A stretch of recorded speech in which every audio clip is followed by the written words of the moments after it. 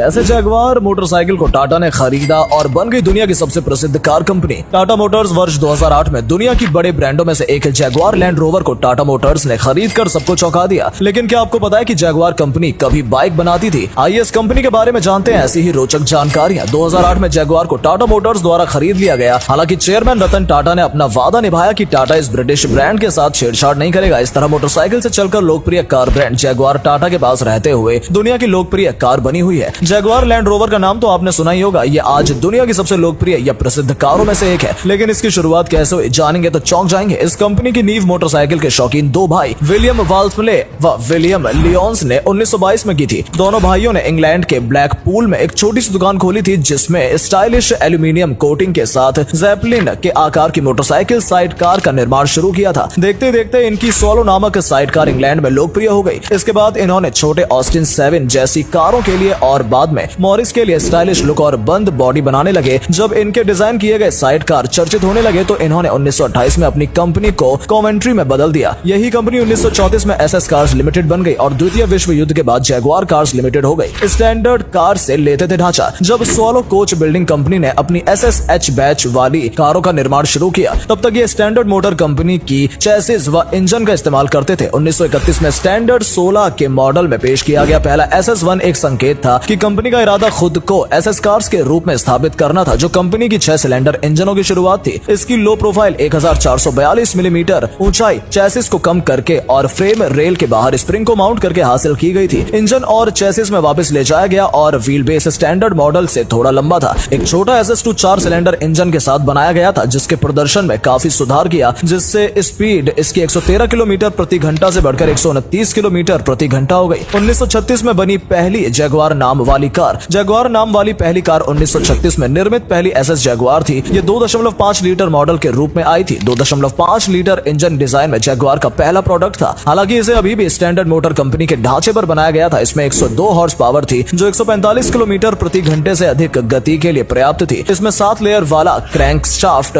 Alloy connecting road, aluminium piston और 2 SU carburettor थे। Vertical bar grill और लंबे समय तक बहने वाले फेंडर्स ने एसएस जगुआर को 1930 के दशक की क्लासिक में एक सुंदर कार बना दिया जो इतनी खूबसूरत थी कि बहुत जल्द लोकप्रिय हो गई। द्वितीय विश्व युद्ध के बाद जगुआर XJ 220 को अधिक खूबसूरत बनाया गया। 1938 में 3.5 लीटर के साथ 125 हॉर्स पावर के मजबूत इंजन वाली कार ने अच्छा प्रदर्शन किया जो 161 किलोमीटर प्रति घंटे से अधिक गति से चल सकती थी। 1960 में हुआ विलय। 1960 में जगुआर का ब्रिटिश मोटर कॉर्पोरेशन में विलय हो गया जो ब्रिटिश मोटर होल्डिंग्स बन गया। फिर ब्रिटिश लेलैंड मोटर कॉर्पोरेशन जिसका 1975 में राष्ट्रीयकरण किया गया। जगुआर अंततः 1984 में फिर राष्ट्रीयकृत नौकरशाही से अलग हो गया। जगुआर को 1989 में फोर्ड मोटर कंपनी द्वारा खरीदा गया था और फोर्ड के प्रीमियम ऑटोमोटिव समूह का सदस्य बनाया गया। टाटा ने जगुआर को 2008 में खरीद लिया। 2008 में ब्रिटिश साम्राज्य के भाग्य ने एक कार कंपनी में जगुआर को टाटा मोटर्स द्वारा खरीदा गया। हालांकि चेयरमैन रतन टाटा ने अपना वादा निभाया कि टाटा इस ब्रिटिश ब्रांड के साथ छेड़छाड़ नहीं करेगा। अब जगुआर कारें कॉन्वर्टी के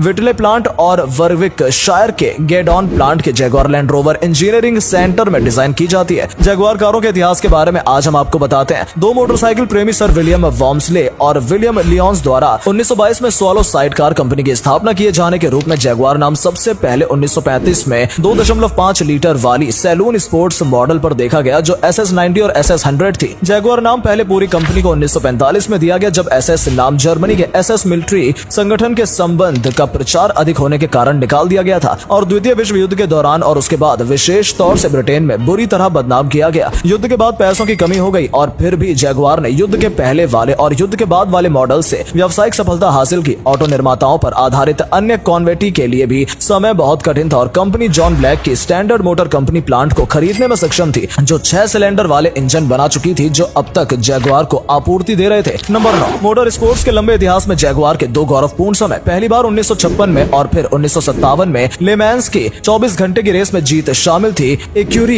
एक्कॉस नाम की एक छोटी सी स्कॉटिश रेसिंग टीम जो बहुत अधिक लोकप्रिय नहीं थी। बाद में उसका नाम विख्यात कार किलिंग रेस में डेविड एंड गोलियाक को 2 बार जीतने के बाद उनका नाम इतिहास के पन्नों में अंकित हो गया। जगुआर ने 1950 के दशक में बहुत सी शानदार स्टाइल वाली स्पोर्ट्स कार और लग्जरी सैलून बनाने के लिए इंग्लैंड और अमेरिका में खूब नाम कमाया। 1951 में कंपनी ने दायमलर कंपनी डैमलर ब्रांच से कोई परेशानी न हो उसके प्रमुख प्लांट को तेजी से काम करने के लिए लीज पर ले लिया और 1960 में डैमर को उसकी मूल company Birmingham small arms company USA से खरीद लिया। दाइमलर नाम का उपयोग जैगुआर ने अपनी सबसे शानदार सैलून के ब्रांड के रूप में किया। नंबर 10, 1970 के दशक में जैगुआर और दाइमलर मार्क्यूज ने एक साथ मिलकर बीएल के विशेषज्ञ कार प्रभाग किया। जैगुआर रोवर ट्रियम्फ लिमिटेड बनाया और 1980 के दशक में जैगुआर को स्टॉक मार्केट के कई निजी करणों में से एक को कंपनी के रूप में स्थापित कर दिया गया। Number 12, Ford Tata deal. Tata Motors आज भारत ही नहीं बल्कि दुनिया के सबसे बड़े कार निर्माताओं में शुमार है। टाटा मोटर्स का बिजनेस भारत समेत कई देशों में फैला हुआ है। 90 के दशक में पैसेंजर व्हीकल सेगमेंट में एंट्री करने वाली टाटा मोटर्स के सामने एक वक्त ऐसा भी आया जब उसे अपना बिजनेस बेचने के लिए अमेरिका कंपनी फोर्ड के पास जाना पड़ा था। यहाँ फोर्ड ने टाटा का बिजनेस खरीदने की पेशकश तो की, लेकिन अपमान भरे शब्दों से कुछ ऐसा कह दिया कि टाटा मोटर्स के लिए सब कुछ बदल गया। टाटा ने अपने अपमान का बदला कुछ इस अंदाज में लिया कि जानने के बाद आपका सिर गर्व से उठ जाएगा। टाटा की इलेक्ट्रिक व्हीकल यूनिट ने हाल ही में गुजरात स्थित फोर्ड के मैन्युफैक्चरिंग प्लांट्स को टेक ओवर किया है। इससे पहले साल 2008 में टाटा ने फोर्ड से जैगुआर और लैंड रोवर सीरीज खरीदकर उन्हें मुंहतोड़ जवाब दिया था। जब बुरे दौर से गुजर रही थी टाटा मोटर्स, तो हुआ यूं था कि साल 1999 में जब टाटा ने इंडिका हैचबैक को अपने प्रमुख मॉडल के रूप में लॉन्च किया, तो इसे भारतीय बाजार में उम्मीद के मुताबिक सफलता नहीं मिल पाई। कंपनी कार बेचकर ज्यादा लाभ नहीं कमा पा रही थी। टाटा मोटर्स इस दौरान अपने सबसे बुरे दौर से गुजर रही थी। आखिर में टाटा ने पैसेंजर व्हीकल डिवीजन को बेचने का फैसला किया और टाटा ग्रुप के प्रमुख रतन टाटा अपनी टीम के साथ अमेरिका रवाना हो गए। जब रतन टाटा और अपनी टीम के साथ अमेरिका में उस समय के फोर्ड के चेयरमैन